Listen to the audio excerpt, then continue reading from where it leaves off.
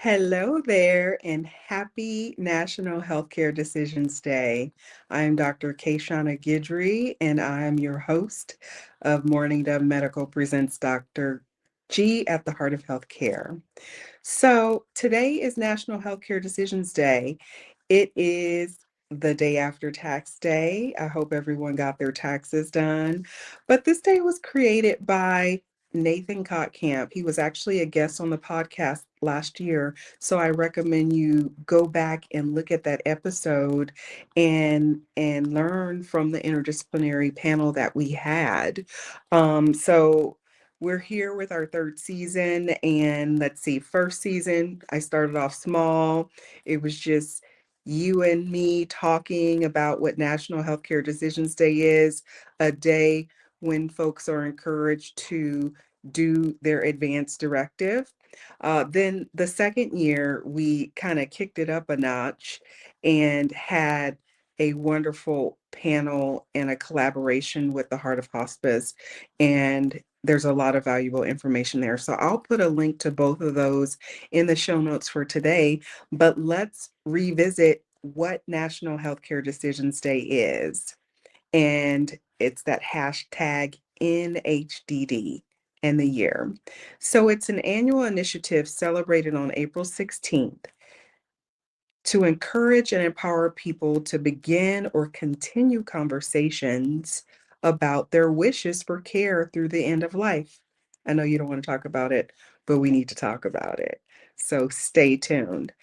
National Healthcare Decisions Day is an initiative to educate people on the importance of advanced care planning. It encourages individuals to express their wishes regarding healthcare and for providers and facilities to respect those wishes, whatever they might be.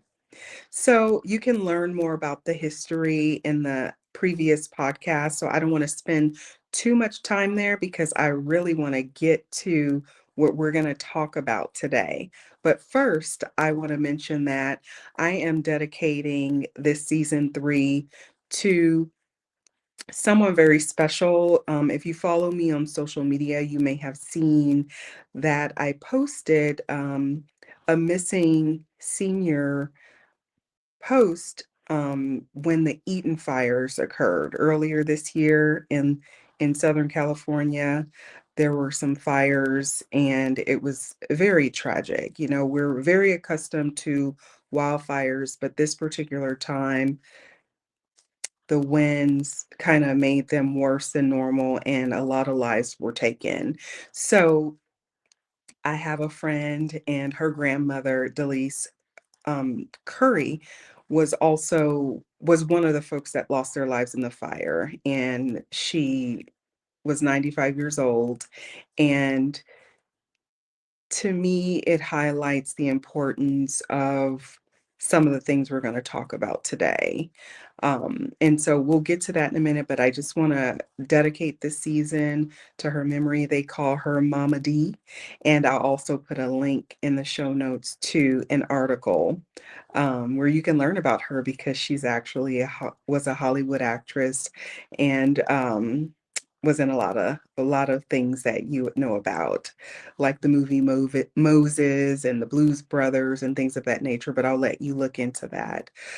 So I'm going to turn the tragedy around and hopefully we can learn how to do some advanced care planning and also just prepare for the late stages of life better.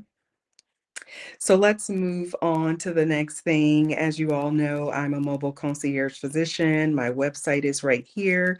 I have 2 books, uh, mostly in the hospice department, Dr. G's Hospice Pocket Guide for Hospice Physicians, and also The Real Deal About Hospice.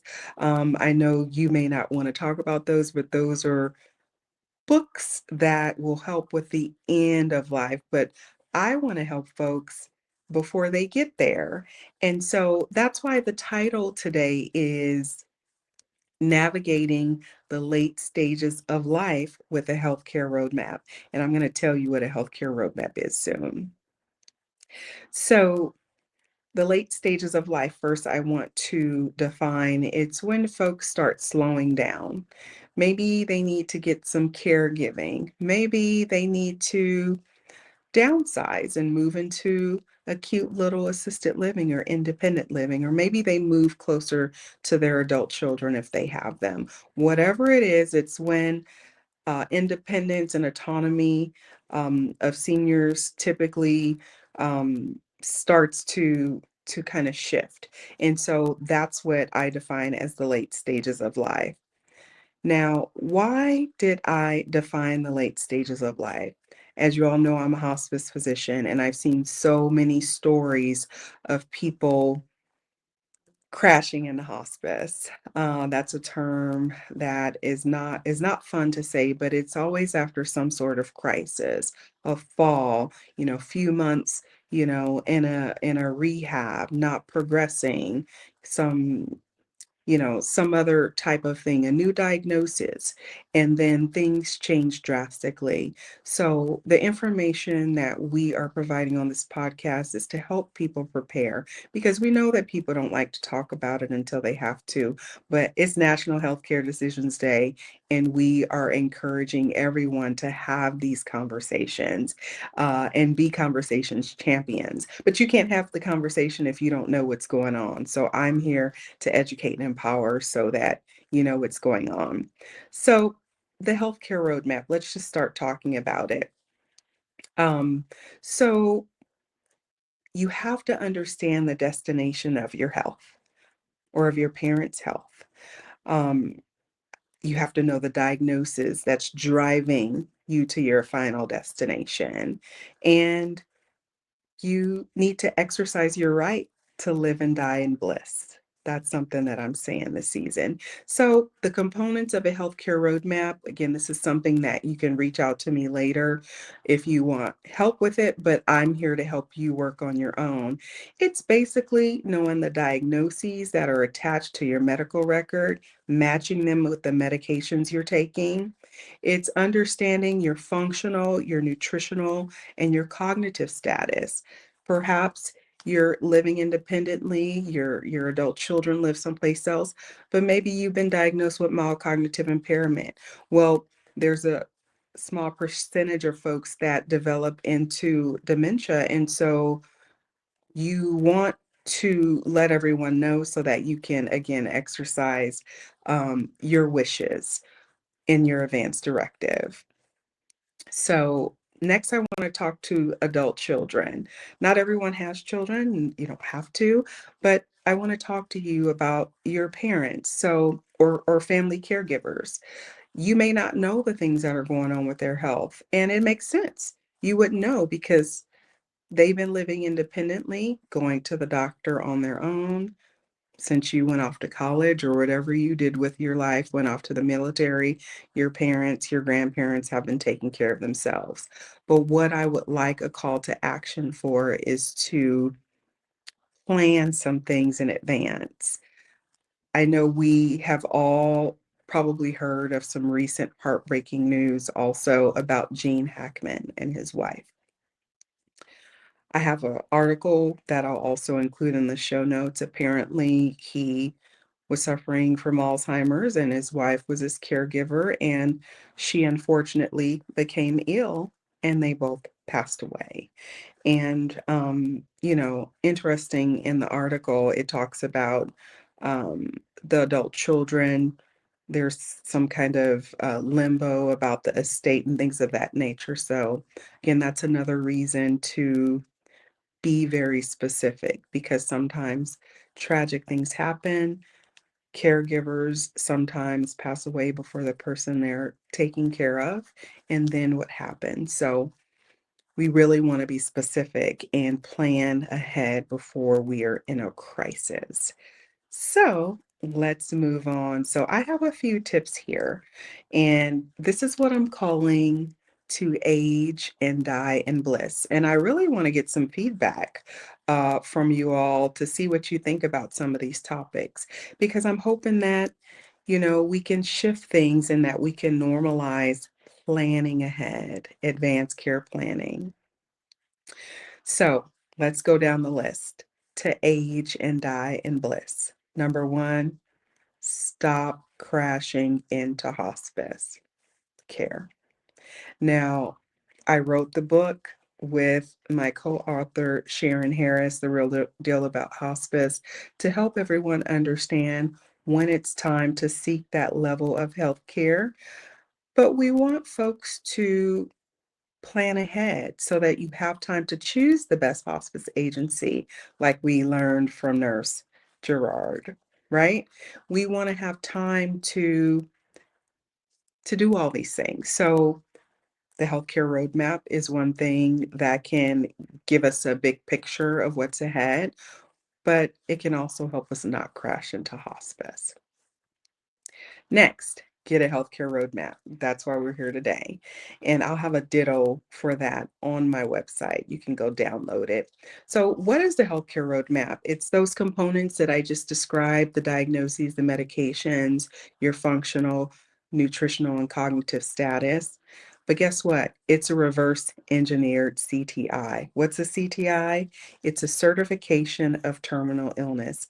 It's something that hospice physicians write when people are admitted to hospice care. It's something that Medicare requires, and it's basically a paragraph summarizing how this person came to the point of having a limited prognosis and had this decline in their health towards death. Well, I want you to know what's going on with your health while you're here before it goes down that way. Let's know what's going on here. Maybe you can do a better job of keeping it steady. So let's move on to the next tip, to age and die in bliss. Make sure your advance directive is specific.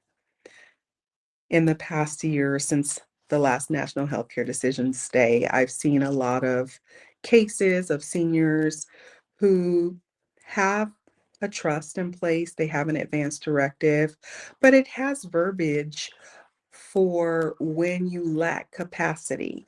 We're going to cover this topic soon on the podcast, but that's something that's a process for your independence to shift to your surrogate decision maker, your power of attorney, your healthcare power of attorney, or your financial power of attorney, or a care manager if you have that in the location where you live. So most of the time they're waiting or trying to avert a crisis because that person has not been declared to not have capacity or to lack capacity, I should say. So be more specific about these things. Maybe you can decide at certain ages when you're going to do things. We'll get to that in a second. So, here are some questions I have for you to consider in your advance directive. Who will speak for you? That's your surrogate decision maker. Just just recently, I saw on LinkedIn, one of the care managers, Tina, she wrote an article about the platinum rule. It's doing what others want. I'm sure I'm butchering it, but it's doing what they want for their health and what their wishes are. That's the platinum rule. We know about the golden rule, do unto others as you would have them do unto you. Well, she said the platinum rule is the surrogates should treat others the way they want to be treated, meaning the person who has the advance directive. So that's great there. Now let's move on to where will you live? I have a friend who's a physician who believes that no one should live alone after the age of 80. What do you think about that age? Well, recently I spoke at an independent living and they had a lot of rambunctious responses to that because they figure everyone is different. And so it's fine. No one should make you do anything, but plan it for yourself instead of someone planning it for you, right? There was a senior there in her mid 80s, and she said that she moved into the independent living because her daughters didn't want her to be so far away and have to be on an airplane if something happened to her. And she has a good relationship with them. Not everyone does, by the way. And she agreed to move closer to her adult children so that she's nearby, but she lives in an independent living and she still is able to live her life the way that she wants to. So think about that. Think about when you would downsize from your house or live closer to a family so that they can look out for you. Or maybe moving into a senior community where you can have your own social life and your own, friends and do whatever you want, and that's your home. So it's let it be your choice. That's the theme here. Moving on to the next tip to age and die in bliss. Who will take care of you? If your functional status declines to a point where you need additional care, will you need private duty caregivers? Do you have funds saved for that? Your nest egg, your 401k, that's what it's typically used for. Or will you have to do a reverse mortgage and take money out so that you can pay for your care? Or do you have long-term care insurance or something like that? What how will you take care of yourself? Or how will people take care of you and how will you fund that? Those are important things to think about because you never know what can happen to your health. Who will control your money? That's a big one, really big. And you want to think carefully about that because that can cause a lot of problems in families. So, really consider who who will really advocate for you. Can you trust all your adult children? Can you trust, you know, whoever? I don't know. But you need to be very specific in your advance directive because when folks are in crisis and people are at the end of life, there are a lot of emotions, things are really charged and people do things that they we probably don't expect them to do. So really think hard about who you choose to advocate for you.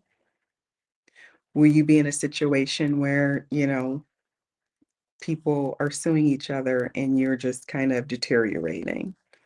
You never know.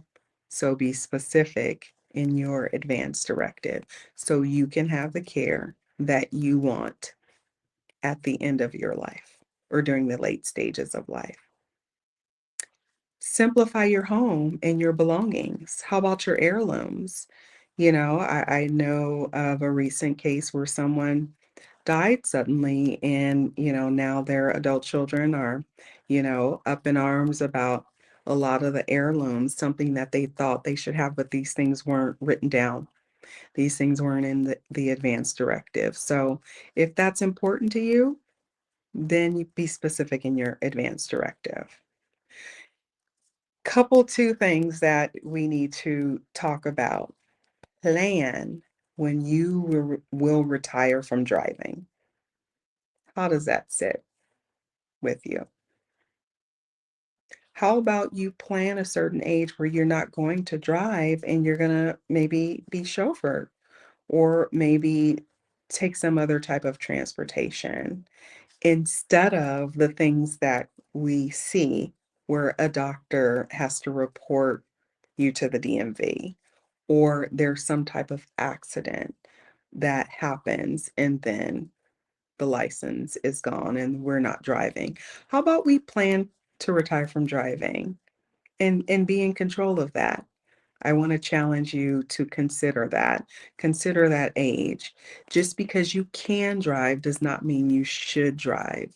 And I often hear folks, brag about their parents. Oh, my dad is, X, Y, and Z age, and he can still drive. Well, just because someone can doesn't mean they should. So I want to propose that we plan when we don't live along anymore and when we retire from driving. Let's think about that in our advance directives so that someone doesn't make that decision for you. And lastly, again, we kind of touched on this, plan where you will live and who you will live with, right? So these are some of the topics that I kind of laid out for aging and dying in bliss. In bliss, right? We want to be happy, we want to have a quality of life, and we want to enjoy these years that you have in the late stages of life. And I think you can do that by having a healthcare roadmap. First of all, understanding your healthcare and know what's taking you to the end of your life, and then having the conversations with your loved ones, your family, or whoever it is that is looking out for you so that they know how to advocate for you. And then practicing these things of planning how you want to live your life. We can't avert every crisis, but a lot of them could probably not happen if we had better communication and better planning. And so that's what I have for you today for National Healthcare Decisions Day. This season, we're going to cover a lot of great topics and we're going to get down into some specifics like we always do. But I'm so grateful to have this platform to talk to you and submit any questions you may have on the website or on social media. And we look forward to a great season 3. So we'll sign out on this season premiere of Dr. G at the Heart of Healthcare. Peace.